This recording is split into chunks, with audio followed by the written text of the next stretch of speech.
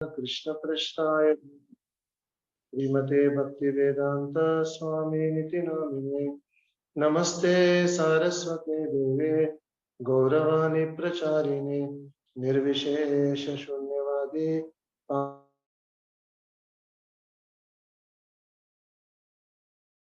नित्यानंद श्री अद्वैत गदाधार श्रीवासादि गौर भक्तवृंद हरे कृष्णा कृष्णा कृष्णा हरे हरे हरे राम राम राम हरे हरे।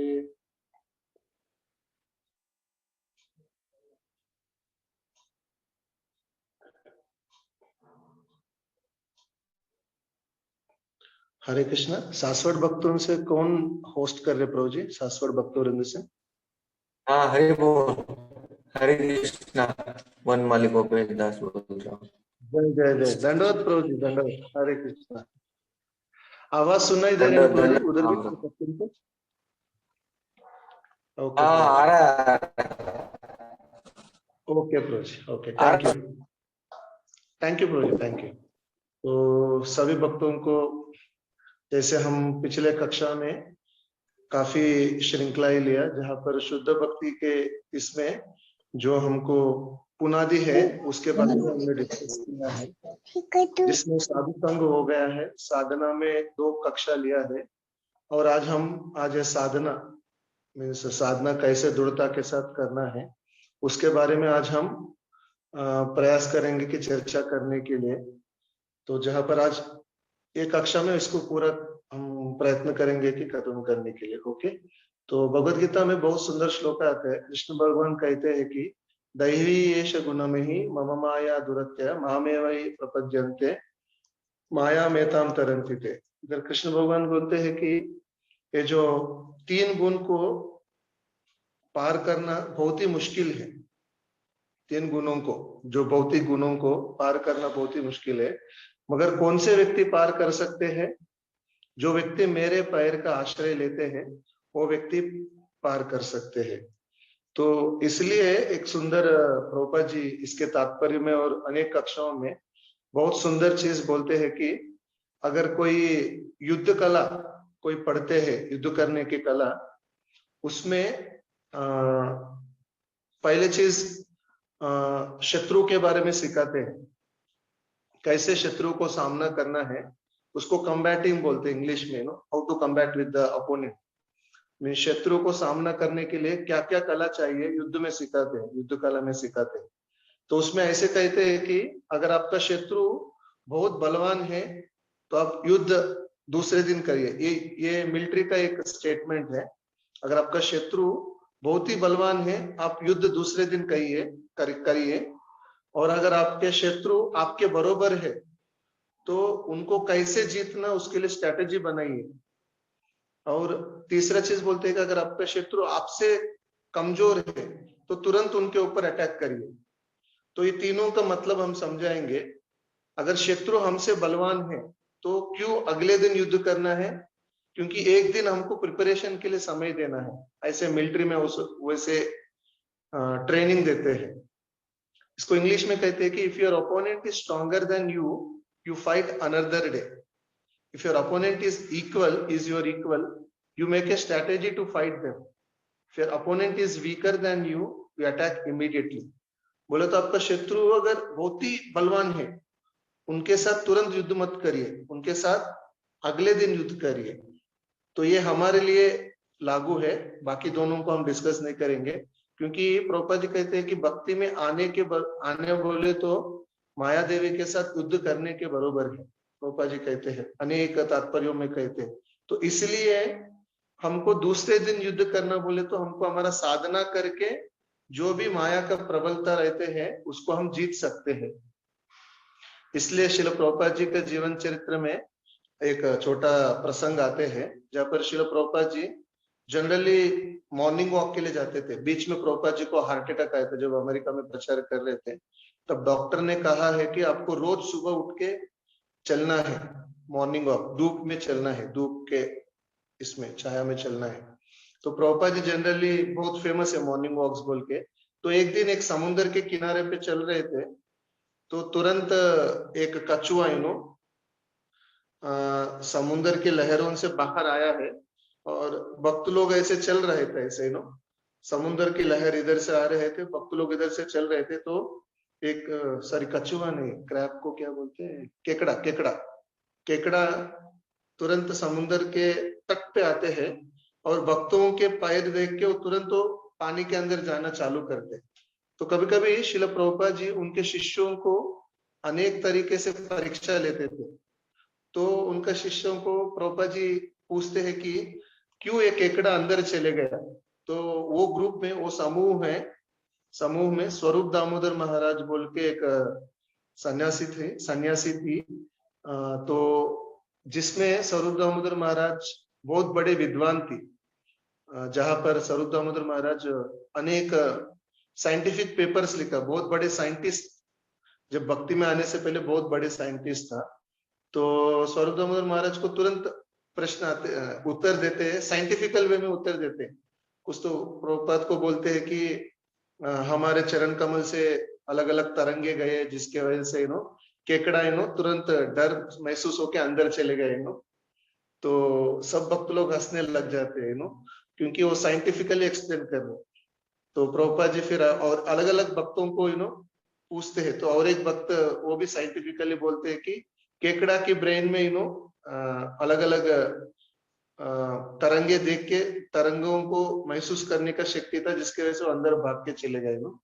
तो प्रभुपाद जी बोलते वो सब ठीक है, मगर सिंपल शब्दों में प्रभुपाद जी अर्थ देते हैं कि, बोलते हैं कि केकड़ा ने देखा है कि एक एक डेंजर, उनके जीवन में एक डेंजर सिचुएशन आ गया, इसलिए पानी को आश्रय ले लिया है। तो प्रभुपाद जी बोलते हैं कि हम सृष्टि को देख के अलग अलग चीज सीख सकते, और जिससे केकड़ा का जीवन में सक्सेस कैसे मिला, क्योंकि केकड़ा बहुत बलवान नहीं है, और ये जो भक्त लोग ऐसे जा रहे तो बलवान है, उसको मारने के प्रयास करेंगे सोच के अंदर चले गए, डर मारे। तो प्रभुपाद जी बोलते हैं कि the weak take shelter of strong. बोले तो जो व्यक्ति सोचते हैं कि मैं बहुत कमजोर हूं, वो किसका आश्रय लेंगे, बलवान का आश्रय लेते हैं। तो वैसे ही प्रभुपाद जी कहते हैं कि हमको पता है कि हम भक्ति करते वक्त अनेक अनेक कमजोरियां है, तो हम भगवान के चरण कमल के आश्रय लिए तो ये माया के प्रभाव को हम जीत सकते हैं। तो इसलिए एक प्रमुख महाराज है, इंद्रधनुष स्वामी महाराज बोल के, प्रभुपाद जी का वरिष्ठ शिष्य है। वो कहते हैं कि जब उनके बचपना में वो एक फुटबॉल प्लेयर को मिला था, बहुत फेमस है उन जमानों में, 1990s में, मीन्स 90s में। तो वाई टाइटिल, अब्राहम टाइटिल बोल के उनका नाम है। तो वो जब इंद्रधनुष स्वामी महाराज बहुत छोटे उम्र थी, तो उनको फुटबॉल मैचेस बहुत देखते थे, भक्ति में आने से पहले के बारे में बोल रहा हूँ। मगर रिसेंटली उनका व्यास पूजा का क्लास में एक उदाहरण देते कैसे उनको बहुत शक्ति मिला है। तो ये जो वाई टाइटिल बोल के एक बहुत ही फेमस फुटबॉल प्लेयर है, जो इंद्रधनुष स्वामी महाराज जब छोटे बचपना में रहते थे, तब उनके मैच देखने के लिए गया, तो उन्होंने ये शब्द कहा है। तो वो मैच खेलते वक्त बीच में आके इंद्रधनुष महाराज को थोड़ा समय देते हैं, जहां पर उनको कहते हैं कि अगर आप आपके जीवन में ये पालन करेंगे, मैं जो कहूंगा, तो आप आपके जीवन में काफी एकदम मीन्स उन्नति स्थान पे जा सकते हैं, मेरे जैसे वो कहते हैं कि ये फॉर्मूला सक्सेस, विजयी बनने के लिए सक्सेस का फॉर्मूला है, आप पालन करो। No smoking, no drinking and doing well in your school.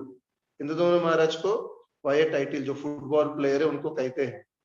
तो जब महाराज छोटे बच्चे थे, उनको समझ में नहीं आया, तुरंत उनको पूछते हैं कि आप इसको विश्लेषण करिए, मीन्स उसको दीर्घता के साथ बोलिए। तो तुरंत वो कहते हैं कि मैं जो फुटबॉल प्लेइंग कर रहा हूँ, वो मैं स्किल के साथ नहीं कर रहा हूँ, एक कैरेक्टर बोले तो चरित्र रहते हुए मैं कर रहा हूँ, जिसके वजह से मेरे जीवन कभी भी फोकस्ड रहते हैं।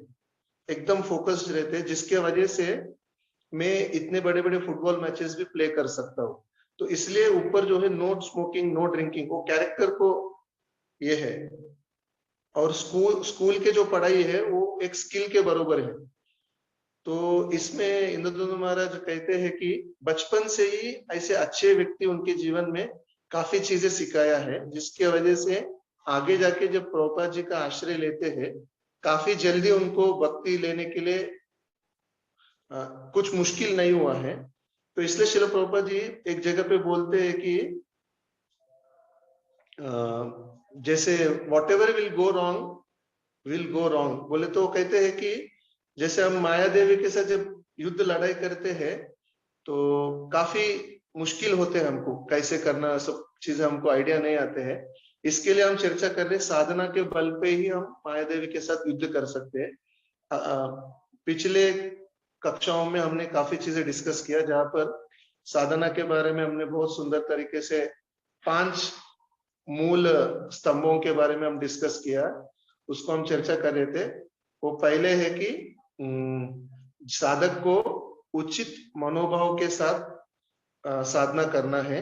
उसमें हमने काफी चीजें डिस्कस किया है, जहां पर वो कहते हैं कि साधक जो है उनके साधन जो है कठोर तरीके से करना है, गंभीरता के साथ करना है और प्रामाणिकता के साथ करना है। जहां पर हमने सुना है कि कठोर के लिए, कठोर बोले तो स्ट्रिक्ट साधना स्ट्रिक्टली करना है। उसमें कौन सा उदाहरण हमने सुना है? रघुनाथ दास गोस्वामी जी के बारे में सुना है।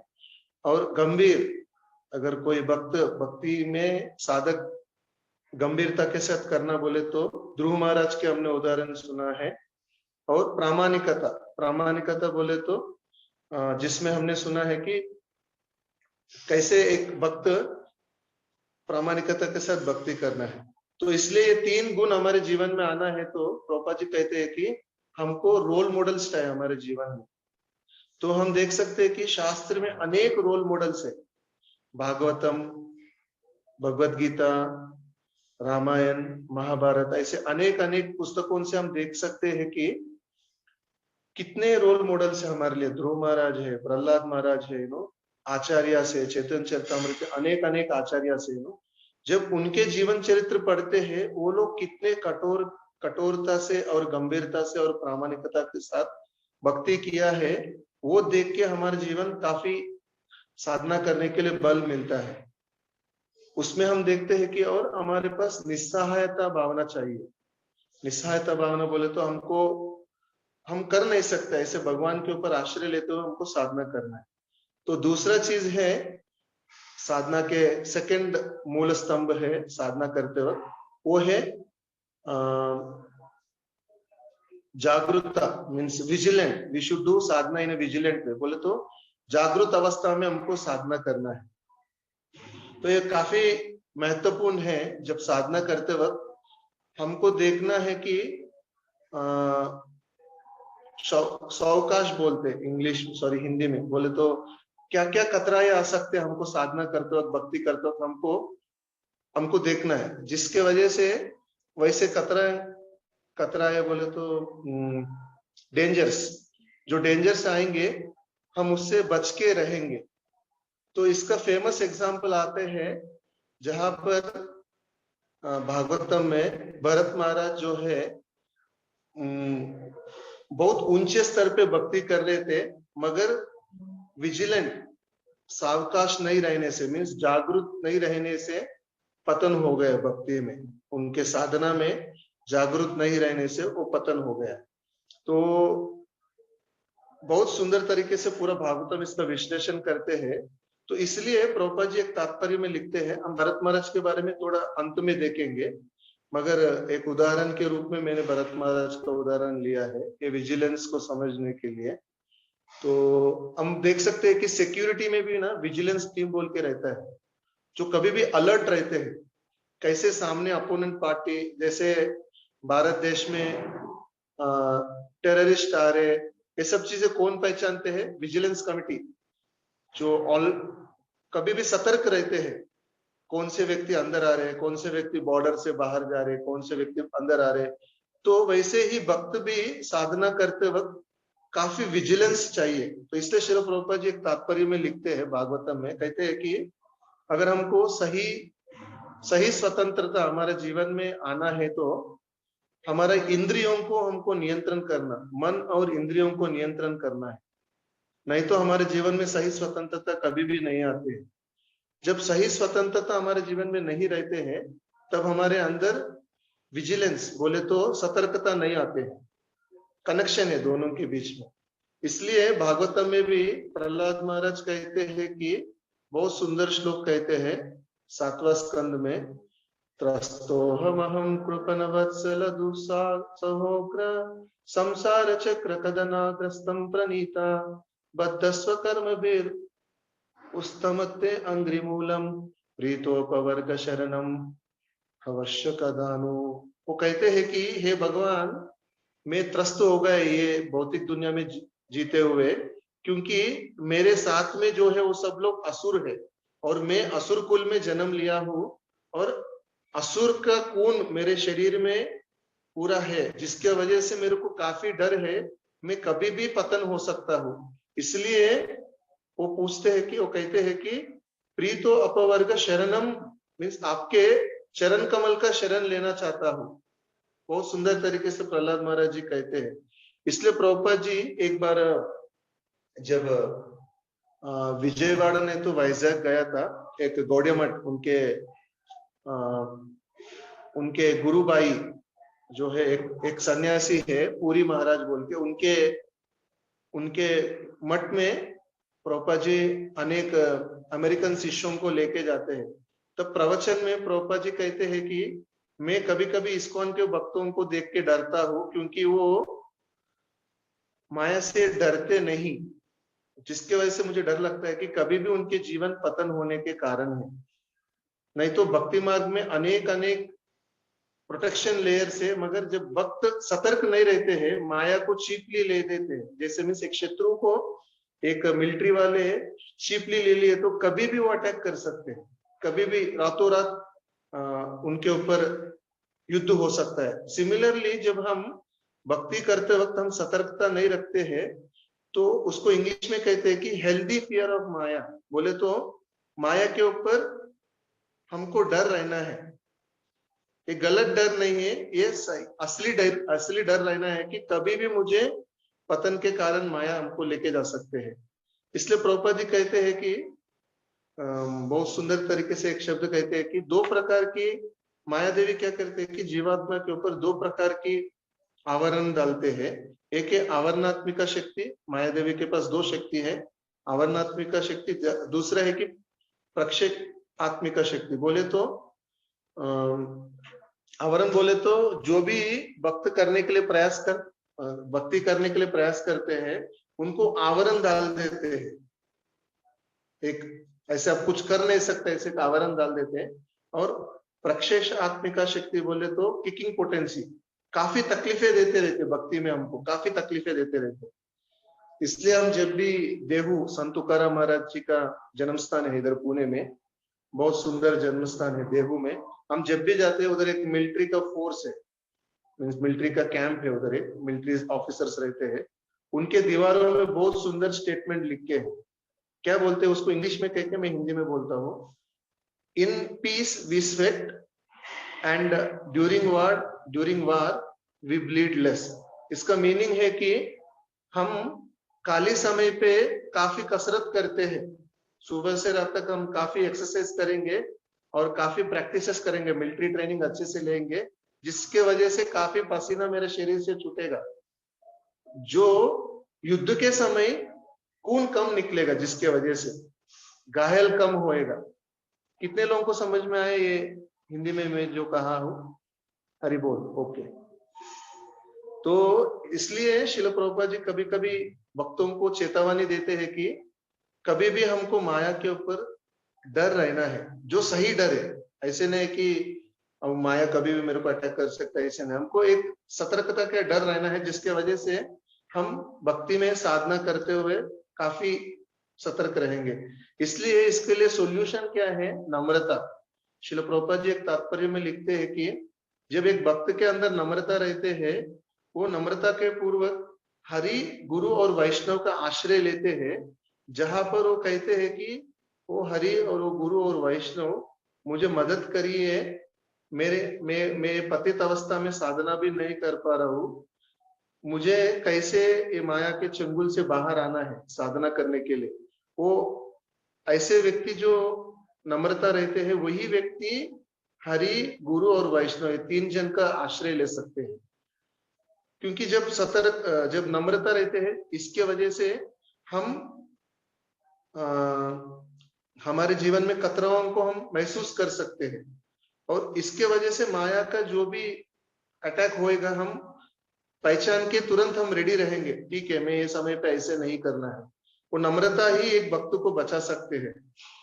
तो इसलिए प्रभुपाद जी एक तात्पर्य में भागवत में लिखते हैं कि जो भक्त को गर्व आ जाते हैं भक्ति करते करते, क्योंकि इनिशियल डेज में तो इतना कुछ प्रॉब्लम नहीं, जैसे भक्ति में थोड़े समय रुकने से, थोड़े समय बिताने के बाद एक भक्त को लगता है कि मैं भी सीनियर हो गया हूँ, नहीं तो मैं बहुत साल से भक्ति कर रहा हूँ, बहुत साल से 16 माला जप कर रहा हूँ, बहुत साल से पुस्तक पढ़ रहा हूँ और प्रवचन भी दे रहा हूँ, और नहीं तो भक्तों को मार्गदर्शन दे रहा हूँ, अनेक भक्तों को मैंने बनाया हो।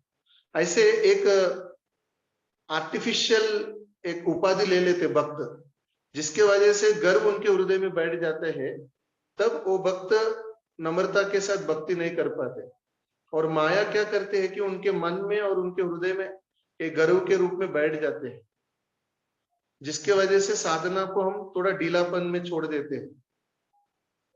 तो वो ढीलापन में छोड़ने के वजह से क्या होता है कि वो गर्व और बढ़ते रहते हैं, और वो कभी भी भक्त समूह में जब आते हैं, वो सोचते हैं कि मेरे को उपाधियों का भावना रहते हैं। जब एक भक्त को उपाधियों का भावना रहते हैं, मैं भी कुछ सीनियर भक्त हूँ, नहीं तो मैं वरिष्ठ हूँ, नहीं तो मैं काउंसलर हूँ, नहीं तो मैं टेम्पल प्रेसिडेंट हूँ, नहीं तो मैं अच्छा भगवान को श्रृंगार कर सकता हूँ, मैं अच्छे से गा सकता हूँ, ऐसे कुछ अलग अलग उपाधियां ले लेते, जिसके वजह से वो साधना करने में बहुत बाधाएं आ जाते हैं।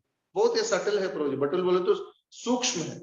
हमको ये समझने के लिए प्रयास करना है कि कैसे माया देवी हमारे हृदय में गर्व को बिठा देते, हमको समझ में भी नहीं आते, बहुत सूक्ष्म तरीके से बिठा देते। इसलिए प्रभुपाद जी तात्पर्य में लिखते हैं कि नम्रता एक ही चीज जो है वो भक्त को बचा सकते हैं, और साधना जागृत अवस्था में वो करने के लिए मदद करते हैं। तो जहां पर हम भरत महाराज के बारे में हम डिस्कस कर लेते हैं ना, उनके जीवन में भी देखिए, बहुत बड़ा राजा था, बहुत कुछ त्याग करके उन्होंने भक्ति करने के लिए जंगल में चले गया, मगर उनके इसमें एक ही मिस्टेक उन्होंने क्या किया है, उन्होंने बहुत बड़ा मिस्टेक क्या किया बोले तो उन्होंने भक्तों के संग में भक्ति नहीं किया है, और वो भक्ति भी जो कर रहे थे गुरु और वैष्णव के आश्रय में नहीं कर रहा था, गुरु के मार्गदर्शन में नहीं कर रहा था। और तीसरा चीज मिस्टेक उन्होंने क्या किया है, जो शास्त्र में कहा गया है, जो नियम दिया गया है, उन्होंने ठीक से पालन नहीं किया है, और उन्होंने जिसके वजह से शास्त्र को ठीक से पालन नहीं करने से उनको क्या हो गया, उनका जो अनुकंपा है, उन्होंने शरीर के तत्व पे अनुकंपा दिखाया, किसको, हिरण को दिखाया है, और उसके वजह से उनके मन और इंद्रिय भी निग्रहण में नहीं था, और उन्होंने उनके जो स्पिरिचुअल प्रैक्टिसेस है, आध्यात्मिक जो साधना है, उसको उन्होंने नेग्लेक्ट कर दिया है। नेग्लेक्ट करने से क्या हो गया, गुरु और कृष्ण को उन्होंने सेटिस्फाई नहीं कर पाया। तो इसलिए विजिलेंस जो है काफी इंपॉर्टेंट है भक्ति में, सतर्कता के साथ भक्ति करना काफी महत्वपूर्ण हो जाता है। तो इसलिए प्रभुपाद जी एक तात्पर्य में अजामिला का स्कंद में शायद उधर कहते हैं कि कभी भी भक्त स्पिरिचुअल एडवांसमेंट बोले तो आध्यात्मिक उन्नति को चीपली नहीं देखना है। ठीक है मैं कल पढ़ लूंगा, ठीक है मैं कल जप कर लूंगा, ठीक है मैं कल पोस्टपोन करना। तो इसलिए इंग्लिश में कहावत है, बूंद बूंद समुंदर बन जाते हैं। छोटे छोटे बूंद क्या होता है, एक दिन समुद्र बन जाते हैं। तो थोड़े भक्तजन हम जब एक ग्रुप में आश्रम में डिस्कस कर रहे थे, कभी कभी भक्त लोग कैसे जपमाला जब जो 16 माला जप करना है, कुछ कारणवश जॉब का टाइट शेड्यूल नहीं तो अलग अलग कारणों से उसको सोचते हैं कि ठीक है मैं कल करूंगा, ठीक है मैं 1 महीने के बाद करूंगा। एक एक बूंद क्या हो जाता है, समुद्र जैसे बन जाते हैं। तब हमको समुद्र में स्विमिंग करना बहुत तकलीफ हो जाते हैं। तो इसलिए साधना को हम जब पोस्टपोन कर देते हैं, एक बहुत बड़ा बोझा हो जाता है हमारे सिर पे, बहुत बड़ा बोझा। इसके लिए हमको प्रयास करना है कि नम्रता के साथ हरि और गुरु और वैष्णव के आश्रय लेके हमको बोलना है कि हम ये नहीं कर पा रहे, हमको मदद करिए।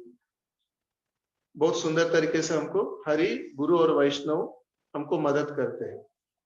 तो तीसरे जो खंबे हैं साधना के, उसको नियमित रूप से करना है। उसको नियमित रूप से means regularly we should do sadhana. साधक भक्त उसको नियमित रूप से करना है। जहां पर यहाँ पर हम देखते हैं कि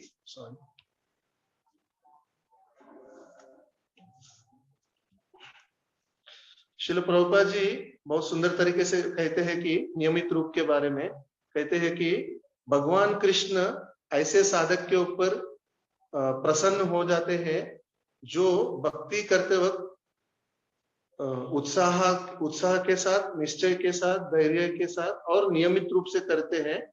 उनको तुरंत भगवान भक्ति दे देते हैं। ऐसे भक्त को, ऐसे साधक को तुरंत भक्ति दे देते हैं। तो इसलिए प्रभुपाद जी दृढ़व्रता बोल के एक श्लोका में एक शब्द उपयोग करते हैं कि जहां पर एक भक्त दृढ़ता के साथ भक्ति करेंगे। तो इसलिए भागवतम में भी अनेक जगह पे नित्यम और सततम ये 2 शब्दों को प्रयोग किया है। भागवतम में पहले स्कंद में भी आते हैं, नित्यम भागवत सेवया मीन्स भागवतम को नित्यम मीन्स रोज पढ़िए, और सततम बोले तो वो भी रेगुलर, इंग्लिश में उसको रेगुलर बोलते हैं। तो इसलिए भगवत गीता में भी बहुत सुंदर श्लोक आते हैं 7वां अध्याय में, ये शांत्वा अंतगतम पापम जनानाम पुण्य कर्मणाम ते द्वंद्व मोह निर्मुक्ता भजन्ते माम दृढ़व्रता। भजन्ते माम दृढ़व्रता। कैसे भक्त भगवान का भक्ति दृढ़ता के साथ कर सकते हैं? जो भक्त उनके जीवन में ऐशांत अंतगतम पापम, उनके हृदय से पापों को, पूर्व जन्म का और ये जन्म का भी पापों को निकालने के लिए प्रयास कर रहे हैं, वही भक्त को दृढ़ता के साथ भक्ति कर सकते हैं। तो ये जो शब्द है शास्त्रों में बहुत जगह पे आते हैं। तो इसलिए एक सुंदर म्यूजिक वायलिन, पता है वायलिन जो ऐसे हिंदी में क्या कहते हैं हमको आइडिया नहीं, वायलिन प्लेयर है जो वर्ल्ड में बहुत फेमस है। वो माता जी कहते हैं कि प्रैक्टिस के बारे में, अभ्यास के बारे में वो कहते हैं कि अगर उनके बारे में खुद वो जब एक प्रवचन दे रहे थे बाहर स्टूडेंट्स को, वो कहते हैं कि मैं इंग्लिश में कह के उसको हिंदी में बोलता हूँ, if I don't practice 1 day I know it, if I don't practice 2 days my critics know it, if I don't practice 3 days everyone knows it. बोले तो कहते हैं कि अगर मैं वायलिन चलाना एक दिन में प्रैक्टिस नहीं किया तो मुझे समझ में आता है कि मैंने प्रैक्टिस नहीं किया, और दूसरे दिन भी मैंने प्रैक्टिस नहीं किया वायलिन चलाना तो मुझे निंदा करने वालों को पता चलता है, और तीसरे दिन मैं प्रैक्टिस नहीं किया तो पूरा दुनिया को पता चल जाता है। तो बहुत महत्वपूर्ण है ऐसे चीजें समझने के लिए, क्योंकि इसका मीनिंग क्या है पता है क्या? हम जब एक दिन साधना को पोस्टपोन किया, नहीं तो उसको नेग्लेक्ट किया, तो हमको पता चलता है पहले, हाँ हमको हृदय में थोड़ा पश्चाताप होता है अगर हम प्रामाणिकता के साथ भक्ति किया तो। मगर हम दिन भर दिन उसको हम ये कर रहे मीन्स हम उसको नेग्लेक्ट बोले तो निराकार कर रहे, ठीक है मैं कल करूंगा, परसों करूंगा, तरसों करूंगा, तब क्या होता है हमारे जीवन में दूसरों के साथ, स्पेशली भक्तों के समूह में कैसे जीना हमको समझ में नहीं आते। बहुत इंपॉर्टेंट है, समझने के लिए प्रयास करिए। हम अगर नियमित रूप से साधना नहीं करने से हमको भक्तों के साथ आदान प्रदान कैसे करना हमको पता नहीं चलेगा। भक्तों को भी हम सस्ते में ले लेते हैं, भक्तों को भी हम चीपली देख लेते हैं और भक्तों को अपराध करना स्टार्ट कर देते हैं। और तीसरे दिन ये जो वायलिनिस्ट माता जी कह रहे हैं कि हम तीसरे दिन भी साधना को नहीं किया तो पूरा दुनिया को पता चल जाता है, बोले तो पतन का कारण हो जाए, उसका मीनिंग है कि पतन का कारण हो जाता है। तो बहुत इंपॉर्टेंट है नियमित रूप से। इसलिए आप देखिए एक क्रिकेटर का भी एग्जांपल ले लीजिए, उनका प्रैक्टिस रोज रहते हैं। मिलिट्री में भी देखिए युद्ध है नहीं है मगर 1-2 घंटे का अभ्यास रोज रहती है। कितने लोग मानते हैं ये उदाहरणों को? बोल तो मैं क्यों भौतिक दुनिया के उदाहरण दे रहा हूं, क्योंकि आध्यात्मिक जीवन हम अगर बहुत आध्यात्मिक जीवन नहीं आए तो भौतिक दुनिया में भी हम ये जो साधना है अलग प्रकार के लिए करते थे। जैसे कोई स्टूडेंट है 1 नंबर रैंक लाने के लिए, मीन्स क्लास में पहले उत्तीर्ण होने के लिए सुबह और रात साधना करते, पुस्तक पढ़ना, खाने पीने के छोड़ना।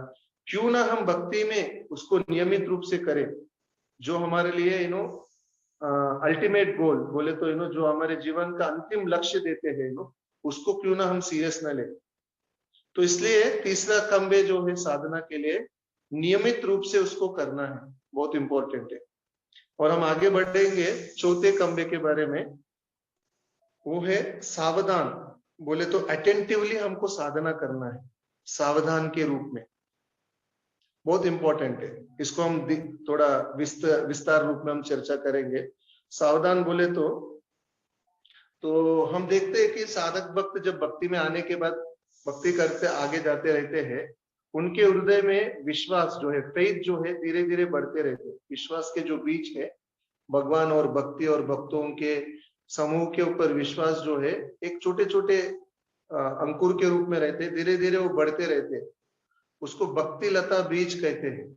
हमारा विश्वास भक्ति, भगवान और भक्त इन तीनों के ऊपर जब बढ़ते हैं तो उनके जो हेतु जो है भक्ति करने के लिए और बढ़ना चालू हो जाता है।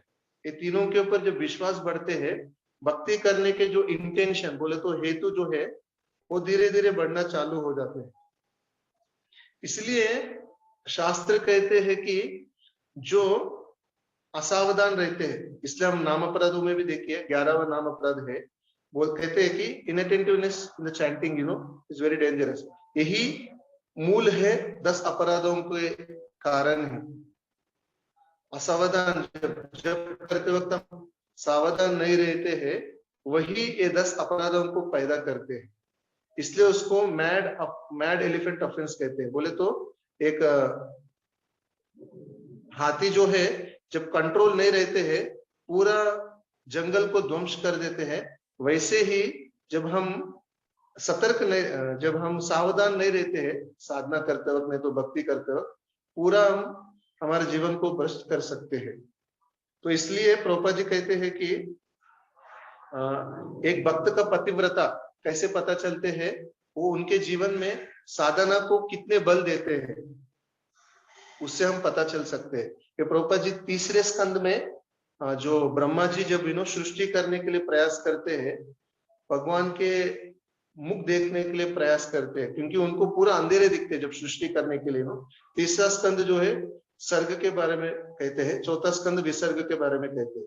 तो तीसरे स्कंद में ब्रह्मा जी जब पैदा होते हैं, पैदा होने के बाद वो आजू बाजू देखे तो पूरा अंधेरे दिखते हैं। तो वो भगवान को प्रार्थना करते वक्त बोलते हैं कि मुझे ज्ञान का अंजन दे दीजिए जिसकी वजह से मैं सृष्टि कर सकता हूँ। तो उसके एक श्लोका के तात्पर्य में प्रभुपाद जी कहते हैं कि बहुत सुंदर तात्पर्य है, उसमें 3 लाइन हम पढ़ेंगे। प्रभुपाद जी कहते हैं कि एक व्यक्ति उनके जीवन की चेतना को विकसित करना, कभी भी उसको कमी नहीं करना है। वो अगर कम कर रहे बोले तो वो अपवित्र व्यक्ति है बोल के प्रभुपाद जी लिखते हैं, अनचेस्ट पर्सन बोल के लिखते हैं। इसको समझने के लिए एक उदाहरण मैं देता हूं। पानी को आप ले लीजिए, एक पानी जब ट्रैवलिंग करते हैं, जब पानी बहते रहते हैं, वो पानी को हम फ्रेश पानी कहते हैं। मगर जब पानी को एक जगह पे रोक देते हैं, बहुत दिन तक रोक देते हैं, वो सड़ जाते हैं और बहुत गंदगी से बदबू आते हैं। तो ये उदाहरण बहुत इंपॉर्टेंट है हमको समझने के लिए। वैसे ही हम अगर साधना को नहीं करते हैं और जो भी पुराना साधना जो किया है उसके बल पे ऊपर हम जीने के लिए प्रयास करते हैं, तो हमको कुछ मदद नहीं करते हैं। तो इसको समझने के लिए बहुत बहुत सुंदर उदाहरण देता हूँ, मेरे वरिष्ठों से सुना हो। हमारा जो कुंज बिहारी के मंदिर है वो मिलिट्री एरिया में है। राधा कुंज बिहारी मंदिर जो है मिलिट्री एरिया में है। तो गार्डन है मंदिर के बाजू में, छोटे गार्डन है। भक्त लोग कुटीरों में बैठ के हम क्लासेस अटेंड करते हैं। तो मगर एक झाड़ है जिसके वजह से उसके मूल के वजह से वो गार्डन में काफी पेड़े मर रहे थे। एक बहुत बड़ा झाड़ है बीच में वटवृक्ष जैसा, उसके वजह से अलग छोटे छोटे पेड़ जो है वो गार्डन में मर जा रहे थे, क्योंकि जितना भी पानी दो ये पूरा बड़ा जो ट्री है, बड़ा जो झाड़ है वही पी रहे थे। तो हमारे जो वरिष्ठ भक्त है जो गार्डन को देख रहे थे, उनको समझ, वो सोच रहे कि ये झाड़ को कैसे उसको काटना है।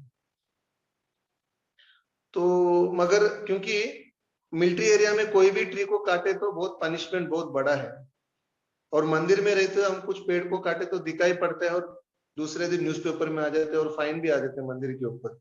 तो वरिष्ठ भक्त फिर सोच रहे थे, तो एक हमारे बड़ा हरिदास प्रभु बोल के एक वनप्रस्थ है, वानप्रस्थ भक्त है, हमारे ब्रह्मचारी के साथ में रहते हैं, बड़ा हरिदास प्रभु बोल के।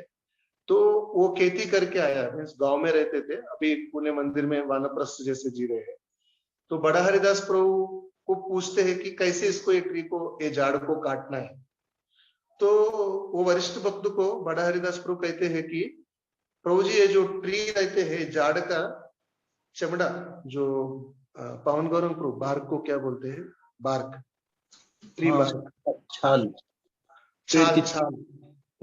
ये जो झाड़ का जो छाल है उसका वो ऐसे एक सर्कल जैसा काट दीजिए बीच में, नो, उससे एक 7-8 दिन में, नहीं तो 1-2 महीने में वो मर जाएंगे, नो, ऐसे कहते हैं। तो वो वरिष्ठ भक्त बोलते केवल उतना निकलने से वो मर जाते हैं? हाँ प्रभु, आप निकल के देखिए। तो दूसरे दिन जाके उसको इतना ऐसे एक डायमीटर में पूरा, नो, ऐसे डायमीटर में सरकमफ्रेंस में पूरा वो छाल निकाल देते हैं, ट्री बार्क को निकाल देते हैं। और ये वरिष्ठ भक्त रोज जाके देख रहे हैं, नो, कब ये ट्री निकल जाएगा, कब ये झाड़ निकल जाएगा, नो। बहुत दिन हो गया, नो, 15 दिन हो गया, 20 दिन हो गया, नो। 1 महीने के बाद धीरे धीरे पत्ते, नो, जड़ना चालू हो गए। पत्ते जो है, नो, झाड़ का पत्ते जो है ड्राई होना स्टार्ट हो गया, सूखी पड़ना स्टार्ट हो गया था। थोड़े दिन के बाद एक एक बड़े बड़े जो ब्रांचेस रहते हैं टूट के नीचे गिर रहा था। फिर 45 डेज के बाद ना एग्जैक्टली वो झाड़ पूरा सूखा हो गया, सूखा। ऐसे प्रभु जी जाके एक उंगली से वो बड़े वटवृक्ष को ऐसे ऐसे किया, केवल ऐसे किया, वो नीचे गिर गया। तो ये वरिष्ठ भक्त को काफी आश्चर्य लगा, नो, हमने कुछ किया नहीं, वो ऑटोमेटिकली मर गए वो झाड़। तो बड़ा हरिदास प्रभु जो बचपन से खेती किया गांव में, उनको जाके पूछते, प्रभु जी इसका अर्थ क्या है? हम केवल एक ट्री का बार्क निकाला, झाल को निकाला है, तो इतना बड़ा परिवर्तन कैसे हो गया, वो झाड़ कैसे मर गया है, नो? तो बड़े हरिदास प्रभु जी 2 पॉइंट कहते हैं।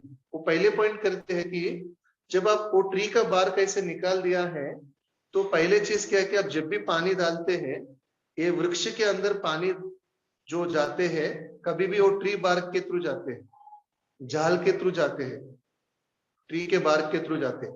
अंदर का जो बीच का जो मांस रहते हैं उसके थ्रू नहीं जाते, केवल बार्क के थ्रू पानी जाते हैं। तो हमने उसको बीच में काट दिया तो पानी रुक गया। समझ में? पहले चीज पानी रुक गया, ऊपर झाड़ को जाना, तो धीरे धीरे पत्तियों को पानी खत्म हो गया। और सेकेंड चीज क्या है कि पानी जैसे कम हो गया है, वो वीक होते गया।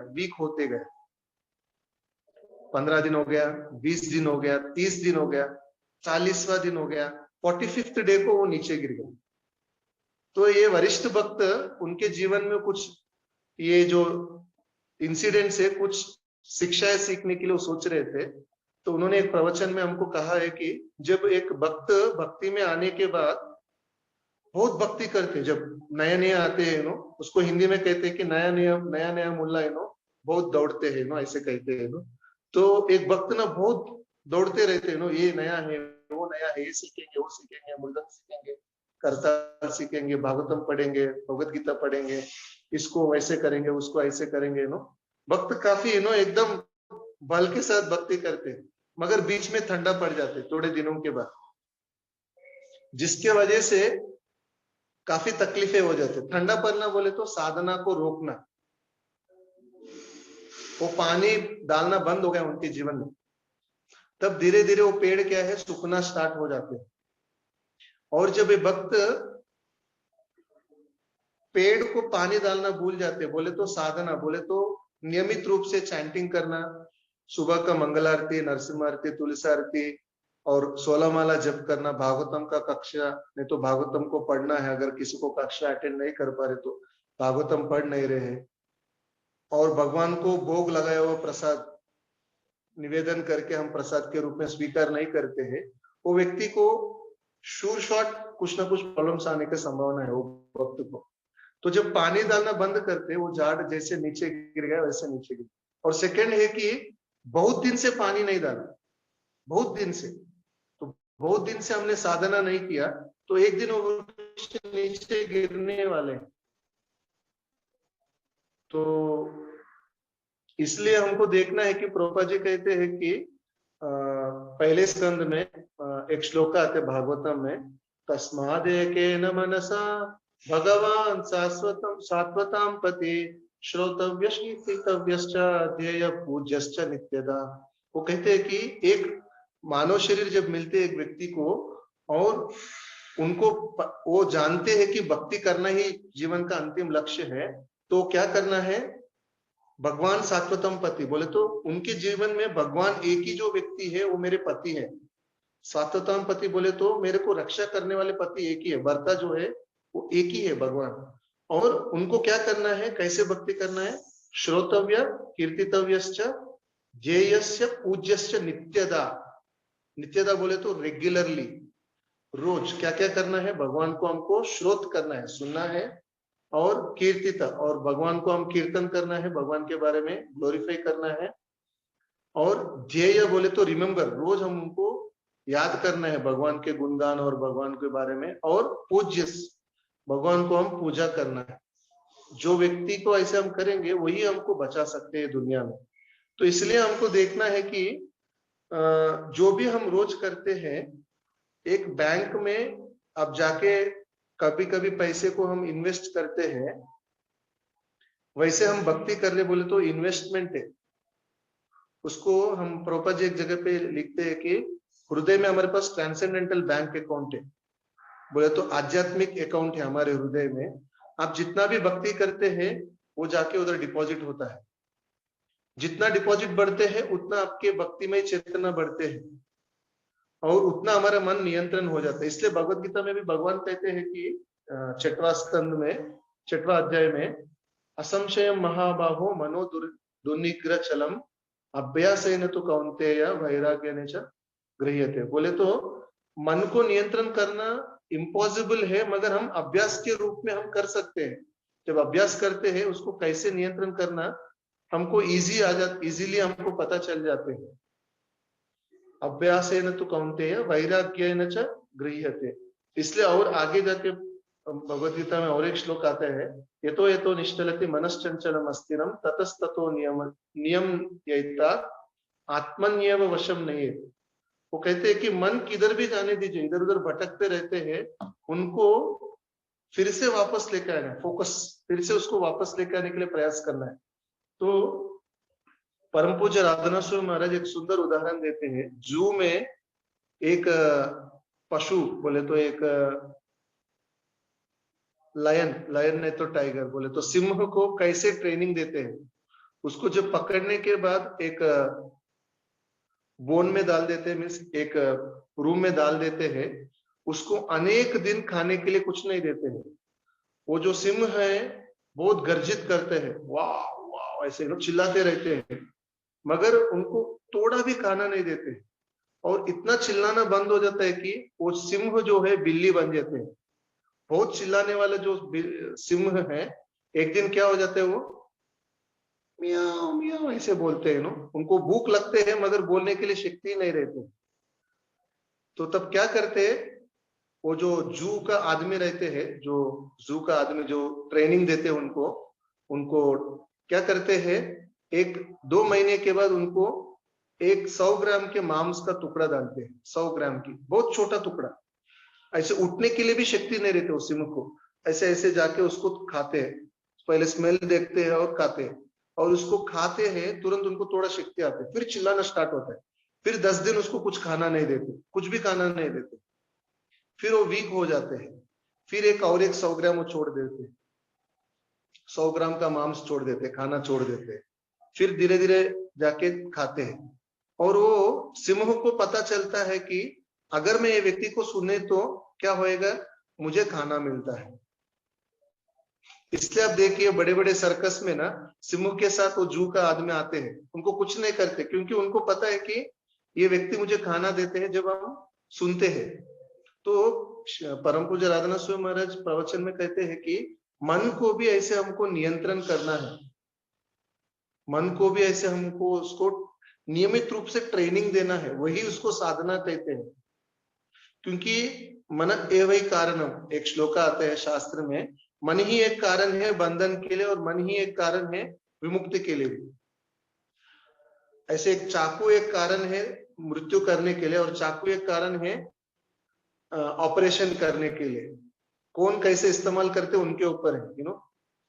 डॉक्टर इस्तेमाल किए तो एक पेशेंट का जीवन को बचाते हैं, वही एक चोर इस्तेमाल किए तो दूसरों के लिए मार के लिए इस्तेमाल करते हैं। सिमिलरली हम जब साधना करते हैं तो हमारे मन को कैसे इस्तेमाल करेंगे, सही ढंग से इस्तेमाल करना, बुरी ढंग से इस्तेमाल करना, हमको ट्रेनिंग मिलते हैं।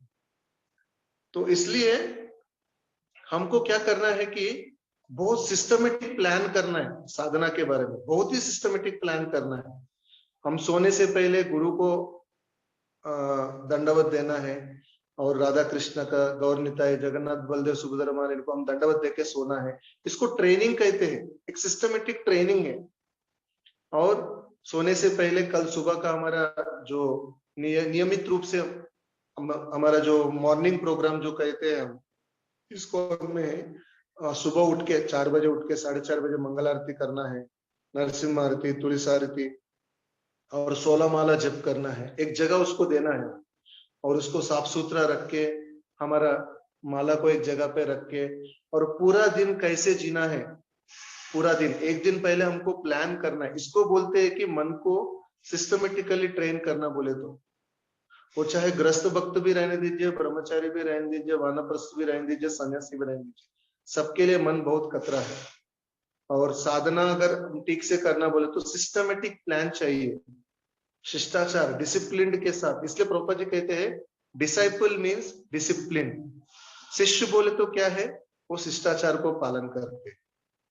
बहुत इंपॉर्टेंट वर्ड है, आप सब लोग एक आपके कबर्ड के ऊपर लिख के रख सकते हैं। Disciple means discipline. अगर हम शिष्य बनना है कोई गुरु का तो क्या करना, हमारे अंदर शिष्टाचार चाहिए, डिसिप्लिन चाहिए, बहुत इंपॉर्टेंट है। तो इसलिए प्रभुपाद जी एक बार कहते हैं कि जब हमारे अंदर ये डिसिप्लिन नहीं रहने से क्या होता है, साधना के बल नहीं रहने से क्या होता है, प्रभुपाद जी एक प्रवचन में कह रहे थे, मैं हालांकि अभी रिसेंटली 2 दिन पहले सुन रहा था, बहुत साधु जो गंगा के नदी के तट पे रहते हैं, उनके मन में अलग अलग आइडिया आते हैं कि अलग अलग नदियां है, मैं जाके उधर स्नान करूंगा। क्योंकि बहुत सालों से गंगा नदी के पास रहने से क्या होता है, वो गंगा नदी का महिमा को वो सस्ते में ले लेते हैं, और वो साधु सोचते हैं कि मैं दूसरे तीर्थ स्थान में जाके मैं स्नान करूंगा, वही गंगा नदी भी उधर जा रहे हैं।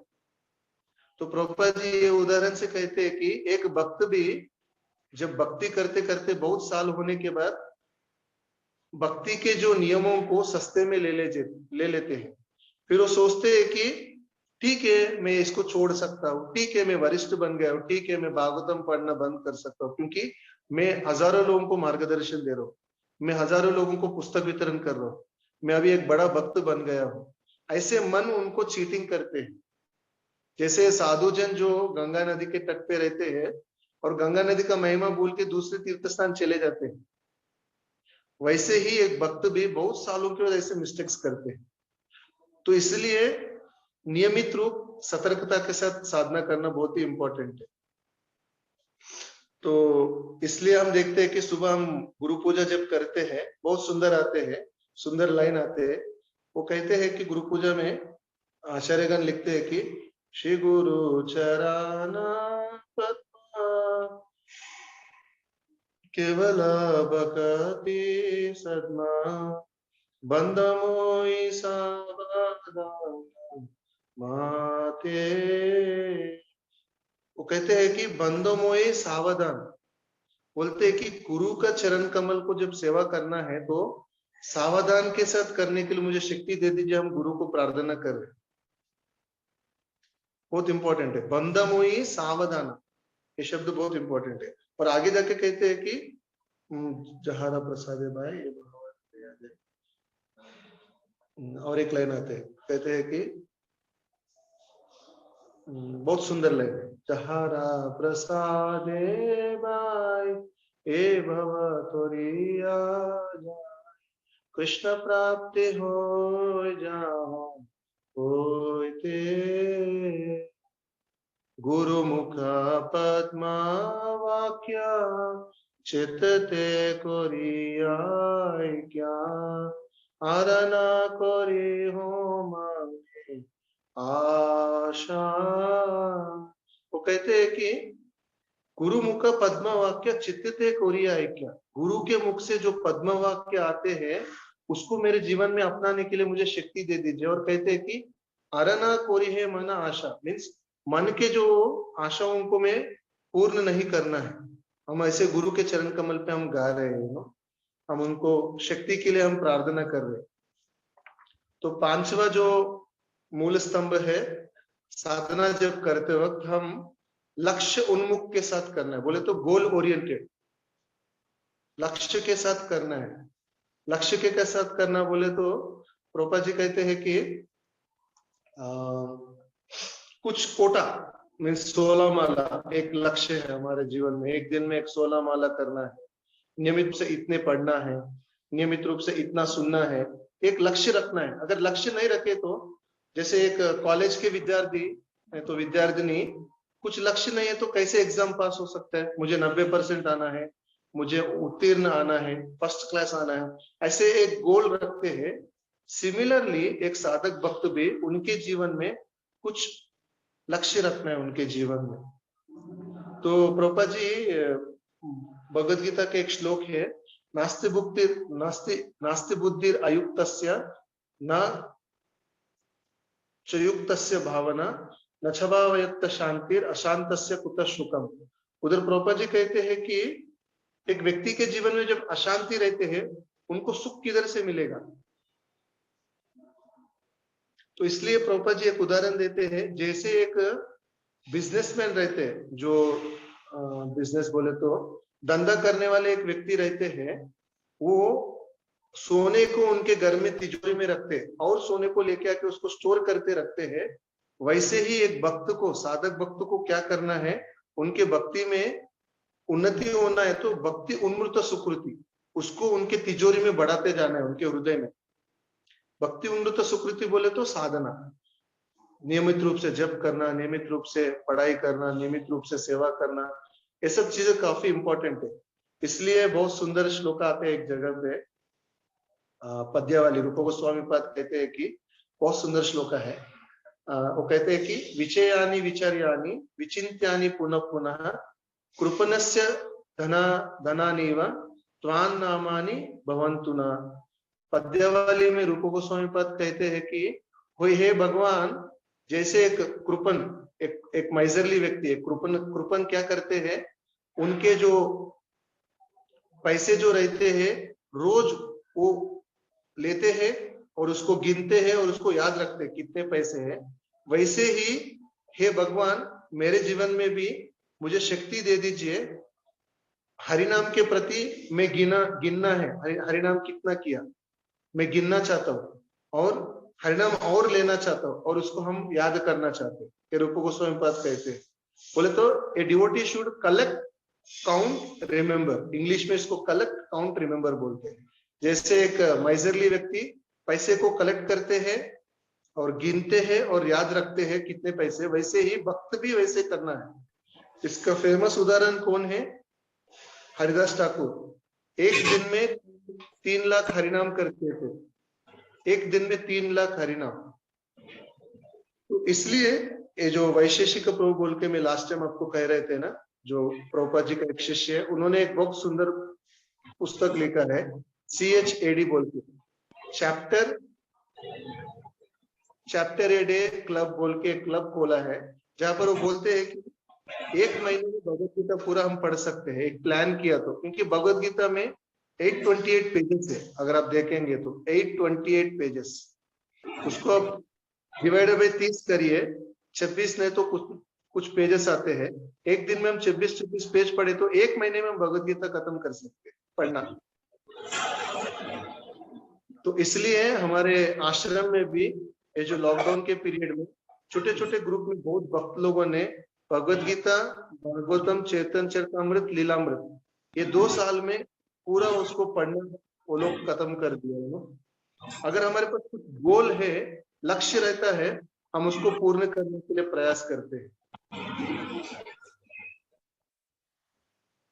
तो इसलिए हमको देखना है कि जैसे हरिदास ठाकुर के जीवन में उन्होंने एक वो बोले तो एक उन्होंने नियमित रूप से मैं 3 लाख का हरिनाम लेंगे बोल के उन्होंने एक संकल्प लिया है।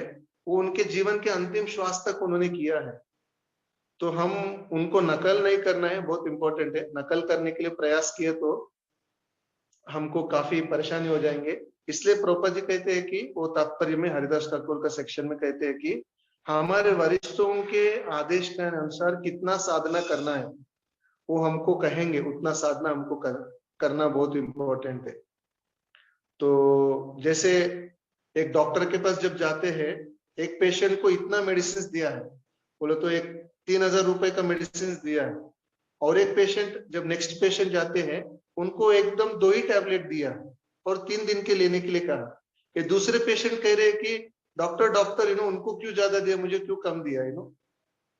ऐसे हमको इनसिक्योर नहीं होना, क्योंकि हमारे वरिष्ठ कहेंगे कि हमको कितना सुनना है, कितना ज्यादा सेवा करना है। क्योंकि थोड़े भक्तों को सेवा के ऊपर रुचि ज्यादा रहते हैं, थोड़े भक्तों को साधना के ऊपर ज्यादा रुचि रखते हैं। जो हमको मार्गदर्शन दे रहे हैं वो समतुल करने के लिए प्रयास करते हैं। तो इसलिए हमारा जो गोल्स जो भी रखते हैं, हमारे वरिष्ठों से हमको डिस्कस करना है। क्योंकि हमारा जॉब देखना है, अगर गृहस्थ है तो हमारा घर में कितना समय बिता रहे बच्चों के साथ और माताजी के साथ कितना समय बिता रहे, ये बहुत इंपॉर्टेंट है। तो एक वरिष्ठ के मार्गदर्शन में कितने हम पेजेस पढ़ना है, कितना पुस्तक पढ़ना है, कौन से पुस्तक पढ़ना है, ये काफी हमको मार्गदर्शन में करना है। तो इसलिए श्रीमद् भागवत, जैसे हम भागवतम को देखते हैं कि 12 स्कंद है, हमारा पूरा जन्म में हम पढ़ पाएंगे कि नहीं, ऐसे कुछ नहीं है। अगर आप देखेंगे तो कलिंगड़ जब खरीदते हैं, अरे बहुत बड़ा कलिंगड़ है, मेरे मुंह में नहीं फिट होएगा, ऐसा हम सोचते हैं क्या? नहीं ना।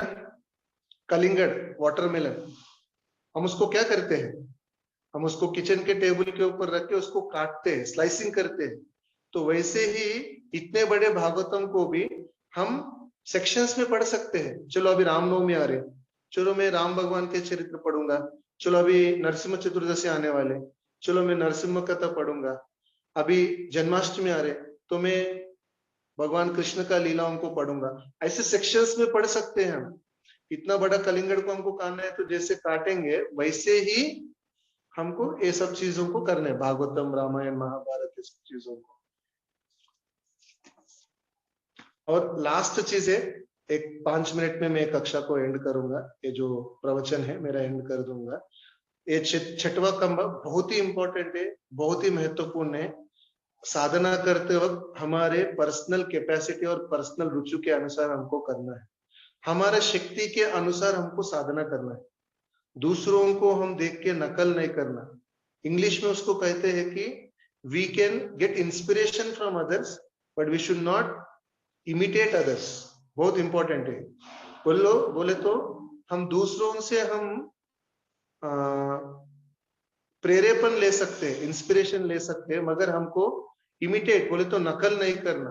इसलिए भगवत गीता में भी कृष्ण भगवान अर्जुन को कहते हैं कि श्रेयान् स्वधर्मो विगुणः परधर्मात् स्व अनुष्ठितः स्वधर्मेन निधनम श्रेया परो धर्म भयावह।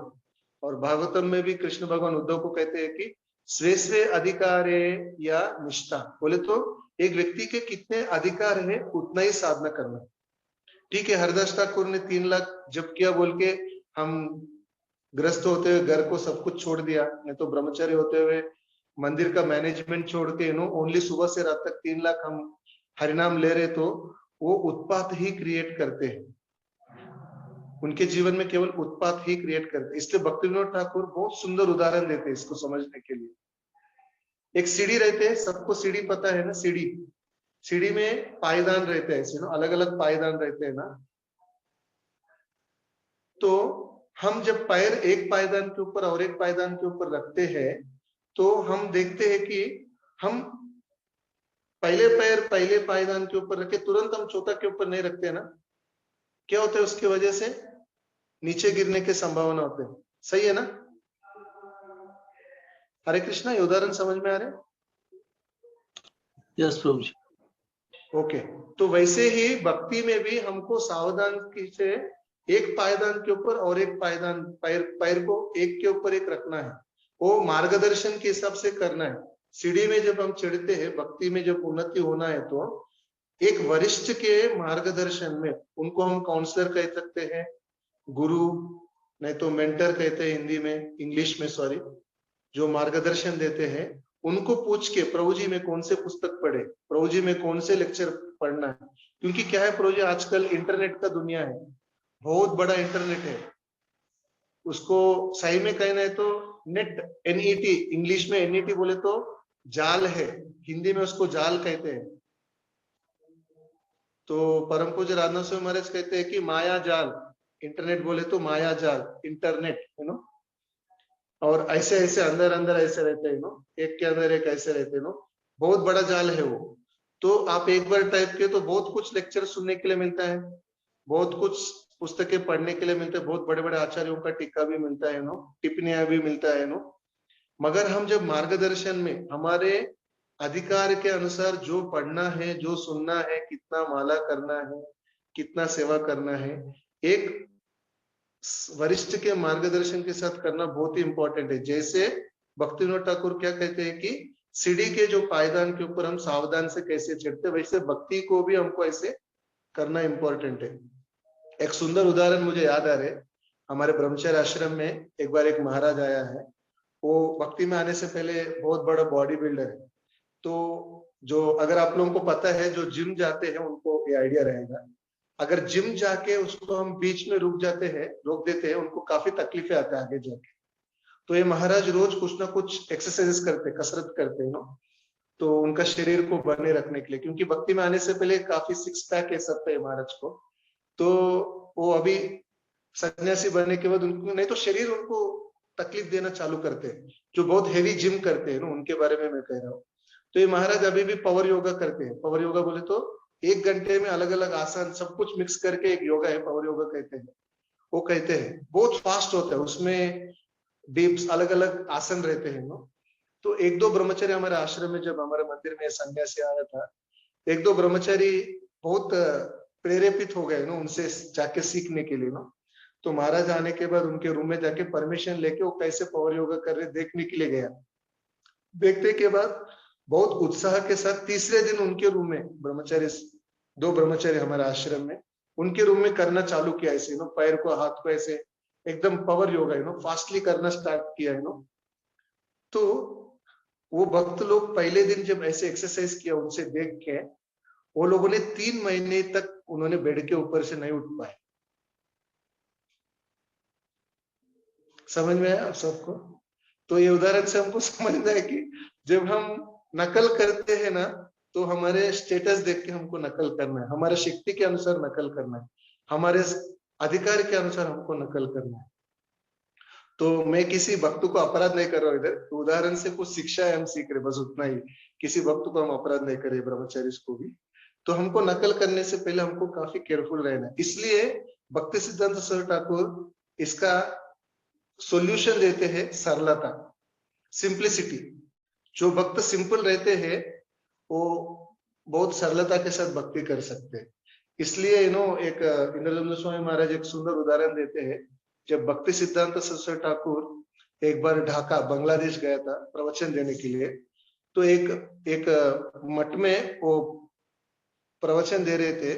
तुरंत एक छोटे पक्षी उड़ते उड़ते आके भगवान के जो अंदर डीटी का अल्टर बोलते हैं, मीन्स भगवान रहने वाले जो जगह रहते हैं, वो विंडो को ऐसे फोर्सफुल ऐसे जाके चटका मारा, जिसकी वजह से वो नीचे गिर गए। बाय मिस्टेक वो नीचे गिरते हुए देखते एक बिल्ली अंदर जंप मारा अल्टर के अंदर, छोटे बिल्ली उसको खाने के लिए प्रयास किया। तो ये जो पक्षी क्या किया, भगवान के चरण कम, क्योंकि उनको वो विंडो को ऐसे लगने से, वो खिड़की को लगने से क्या हो गया, वो पक्षी कुछ उड़ नहीं पा रहे थे। तो पक्षी गोल गोल भगवान के चरण कमल के पास ऐसे गोल गोल घूम रहे थे और वो बिल्ली प्रयास कर रही थी उसको पकड़ने के लिए तो फिर कैसे तो करके वो बिल्ली उसको पकड़ लेते हैं और उसका हरि बोल हो जाता है फिर बाद में एक माता जी भक्ति सिद्धांत ठाकुर को ऐसे हाथ उठा के प्रश्न पूछते, महाराज जी अभी क्या बोलते हैं ये पक्षी का गति क्या है तुरंत भक्ति सिद्धांत ठाकुर तुरंत बोलते हैं ये पक्षी भगवान के चरण कमल में 7 बार प्रदक्षिणा किया है देखिए भक्ति सिद्धांत ठाकुर कितना अलर्ट है, देखो प्रवचन देते हुए आजू बाजू में क्या हो रहे वो देख लिया है उन्होंने गिना 7 बार उन्होंने प्रदक्षिणा किया है तो बोलते कि उनको अज्ञात सुकृति मिल गया, वो जिसके वजह से वो भी भगवान के चरण कमल को आश्रय लेने के बराबर है।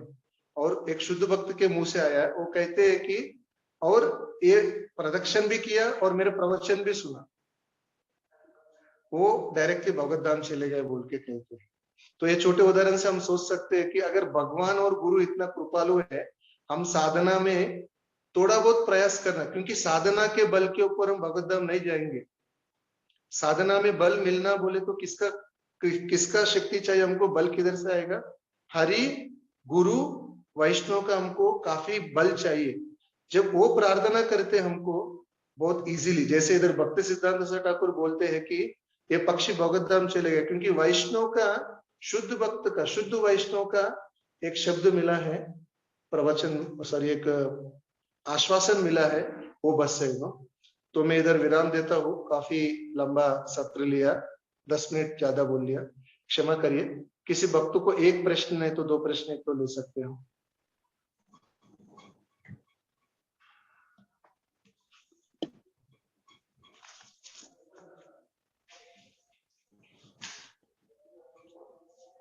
हरे कृष्णा प्रभु जी, दंडवत प्रणाम। हरे कृष्ण प्रभु जी। प्रभु जी आपने बहुत सुंदर समझाया। अब इसमें जो आपने बताया प्रभु जी, हमारे 10 नाम अपराध होते हैं, इसमें एक इनअटेंटिव चैंटिंग है, यही हमारा सब पे भारी पड़ जाता है। हाँ, आपने कहा कि बस हमारे को फोकस रखना है, तो प्रभु जी कई बार पूरा ध्यान केंद्रित करते हुए भी कई बार फोकस नहीं रहता, मन इधर उधर भागता है, तो हमारे को क्या चीज करने से हम थोड़ा सा उस पर एक्स्ट्रा काबू पा सकते हैं? अटेंटिव चैंटिंग थोड़ा सा और बेटर कैसे कर सकते हैं प्रभु जी? तो सिंपल प्रभु जी, प्रभुपाद जी एक उदाहरण देते हैं। एक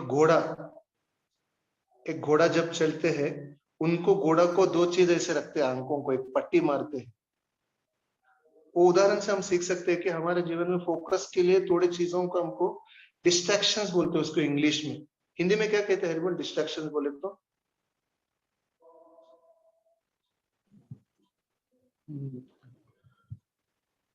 डिस्ट्रैक्शंस विचलित करने, भटकाव प्रभु जी, जो भटकना जैसे होता है। हाँ, मीन्स अलग अलग टेम्पटेशंस, अलग अलग चीज हमारे जीवन में आते हैं तो उससे हमको बच के रखने के लिए हमको ऐसे गुरु और हरि गुरु वैष्णव का जो शब्द को हमको ऐसे बांध के रखना, उसको फोकस देंगे प्रभु जी। ऐसे अलग अलग चीज कर सकते हैं। हमको देखना है कि हमारी जीवन शैली क्या है, उसको एनालाइज करना है, क्यों हो रहे, ज्यादा सोच रहे क्या हम कोई चीज के, क्योंकि अल्टीमेटली हम पूरा, जैसे अभी कोरोना आया प्रभु जी, कौन से व्यक्ति संभाल पा रहे बोलिए? ना डॉक्टर, ना गवर्नमेंट, कोई भी कुछ कर नहीं पा रहे। तो हम जो छोटे मोटे हम जो कर रहे हैं, अल्टीमेटली हम कुछ कर नहीं पाते। तो जब ऐसे हम नम्रता के साथ सोचते हैं, थोड़ा हमको रिफ्लेक्शन करना पड़ेगा। रिफ्लेक्शन बोले तो उसको हमारे जीवन में हमको सेल्फ टॉक बोलते हैं इंग्लिश में, हमको बात करना है, मैं किधर जा रहा हूँ, मेरा गति क्या है। तब हम थोड़ा नम्र बन के हम थोड़े शुद्ध सत्व में, सॉरी, सत्वगुण में आने के लिए प्रयास करें। सेकंड जो है, पहले कि ये घोड़े के एग्जाम्पल याद रखिए, घोड़ा का। सेकंड है कि हमको सत्वगुण में आने के लिए प्रयास करना। प्रभुपाद जी कहते हैं कि सत्वगुण में आने के लिए पहले चीज है प्रसाद, भगवान को भोग दिया हुआ चीज ही खाना है। बाहर से कोई भी आइटम को हमको ऐसे परचेस करके नहीं लेना, जो अभक्तों ने बनाया है, बहुत इंपॉर्टेंट है, क्योंकि उसके वजह से हमको सत्वगुण नहीं मिलता है। घर में जो बनाया हुआ है भक्तिमय चेतना में और भगवान को भोग अर्पण करते हैं, वो हमको सत्वगुण दिया जाता है। और प्रयास करना है कि सत्वगुण के खाने ही बनाना है, बहुत ज्यादा तिक्का ऐसे। ये प्रैक्टिकल टिप्स है गुरु जी, मन थोड़ा नियंत्रण में आ जाता है। और उसके बाद तीसरे है कि वैष्णवों के संग में नम्रता दिखाना बहुत इंपॉर्टेंट है। ये बाह्य तरीके से नहीं, हृदय से, क्योंकि ये बाहर का दुनिया एक ही सिखाते हैं कि आप कुछ कम नहीं है, कर लो दुनिया मुट्ठी में, यही स्लोगन से दुनिया में। और जब वैष्णव के संग में आते हैं, हम वही देखते हैं कि मैं एक प्रेसिडेंट हूँ, मैं एक कंपनी का मालिक हूँ, मेरे पास 400 नौकर है, मैं घर का अधिकारी हूँ। पति सोचते हैं कि मैं अधिकारी हूँ, पत्नी सोचते हैं कि होम मिनिस्टर हूँ। फिर दोनों घर के बीच में केंद्रित भगवान चाहिए, हम दोनों ही केंद्रित होने के लिए प्रयास कर रहे हैं। तो कैसे हम नियंत्रण कर सकते हैं? तो ये सब उपाधियों को धीरे धीरे निकालने के लिए प्रयास करना। एक ही उपाधि हमारा क्या है, वो दास दास दासानुदास। अब देखिए, तुरंत आपका मन शांत हो जाएगा। देखिए, जब आप सोचेंगे ना, सोचने से ही, तो एक सुंदर उदाहरण आते हैं। एक भागवत कथा कर, एक बड़ा भागवतम कक्षा दे रहे 9 दिन से 8 दिन से चल रहा था। एक बड़े मोटी माता जी सामने बैठ के रोज वो प्रवचन सुन रहे थे। तो भागवतम के बीच में वो बोलते हैं कि हम आत्मा है, हम शरीर नहीं है।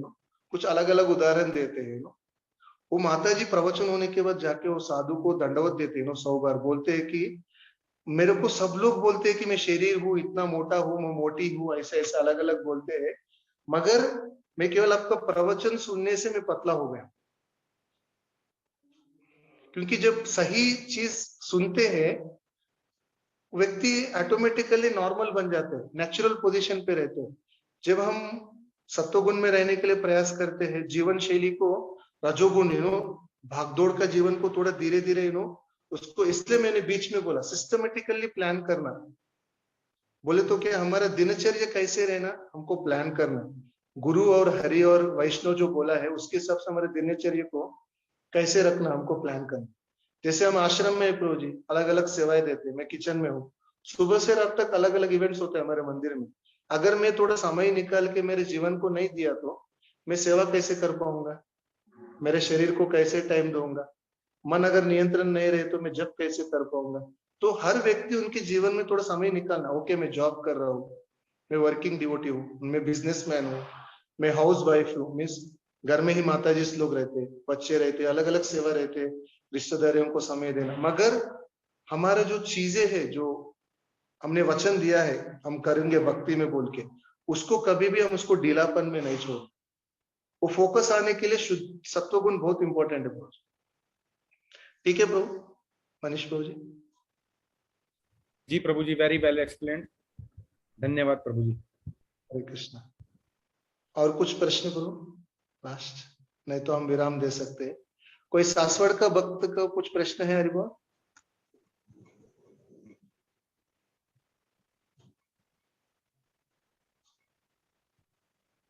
ठीक है, हम इधर विराम देंगे। श्रील प्रभुपाद की, समस्त गौर भक्त वृंद की जय। वांछा कल्पतरुभ्यश्च दंडवत प्रणाम प्रभु। हरे हरे हरि कृष्णा। बोल। हरि बोल। हरि बहुत बहुत धन्यवाद प्रभु जी।